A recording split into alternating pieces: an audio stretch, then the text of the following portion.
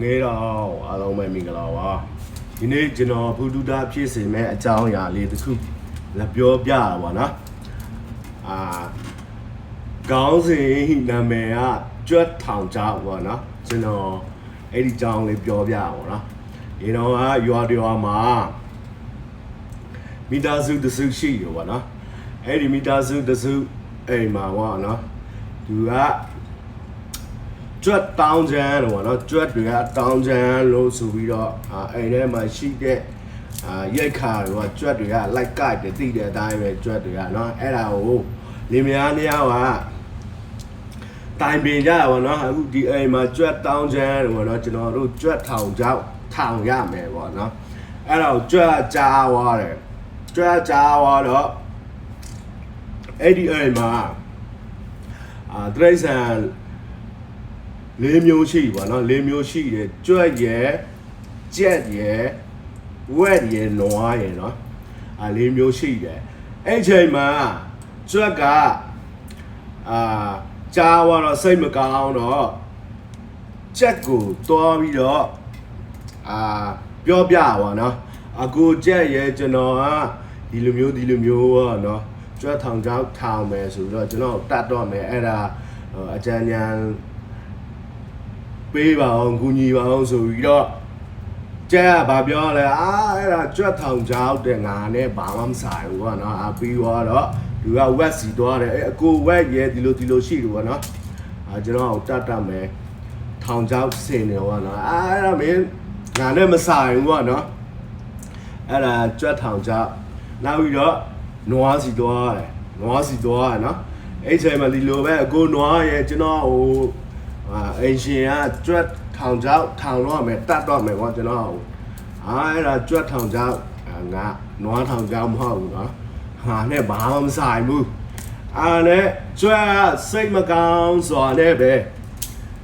ပြန်သွားပါနော်အဲ့ညမှာဖြစ်ချင်တော့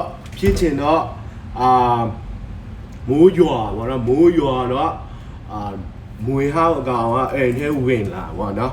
အဲ့ချိန်မှာညတကောင်ကျော်တကောင်ရံပေါ့နော်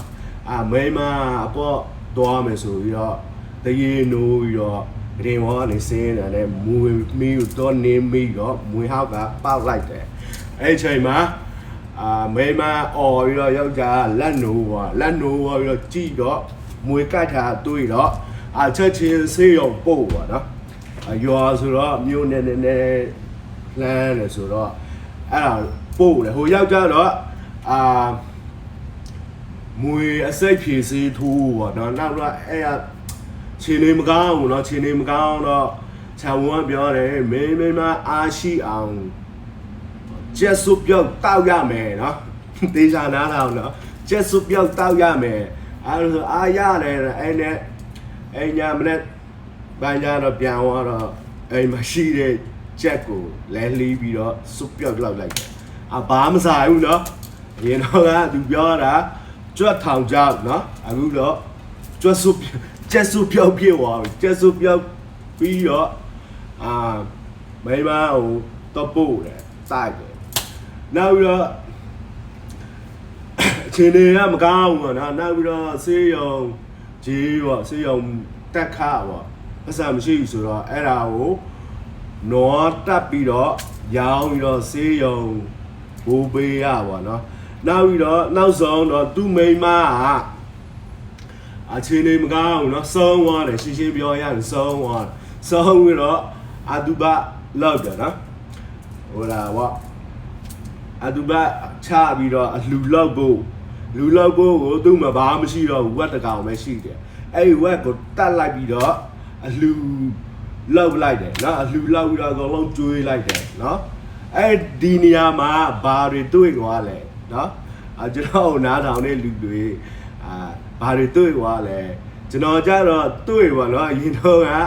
ပြောတော့ကြွက်ထောင်ကြောက်ပေါ့နော်ကြွက်ထောင်ကြောက်ကနေဘာမှမဆိုင်တဲ့သုံးကောင်ကအကောင်လုံးသေသွားတယ်နောက်ဆုံးတော့ကြွက်လွတ်သွားပါနော်ဒီနေရာမှာဘာတွေဘုဒ္ဓရသွားလဲပေါ့နော်မဆိုင်တဲ့လူတွေအကောင်လုံးသေသွားတယ်နော်အဲ့ဒါမလို့မတိမတာ မဆိုင်ဘူးနေတဲ့လူတွေပေါ့နော်သိအောင်နောက်ပြီးတော့သတိရသွားရအောင်ပေါ့နော်ကျွန်တော်ဟိုဒါပေါ့ဘုဒ္ဓအနေနဲ့လာပြောပြအောင်လားကျွန်တော်ရဲ့ဘုဒ္ဓလေးကိုကျွန်တော်ပြောသလိုမျိုးကျွန်တော်ပြောကြိုက်တယ်ဆိုရင်ပေါ့ကျွန်တော်ဟို like လေးပေးသွားခဲ့ပါတော့ကျွန်တော်ကပြောလို့မတတ်ပဲမဲ့ပြောချင်လို့ကြိုက်လို့အခုလိုမျိုးပြောသွားပါတော့စကားမပြီးရင်လည်းတီးခံပြီးတော့နားထောင်ပါတော့အားလုံးကိုကျေးဇူးတင်ပါသည်ရှေ့လန်းချမ်းမြေ့ကြပါစေဘိုင်ဘိုင်မင်္ဂလာပါ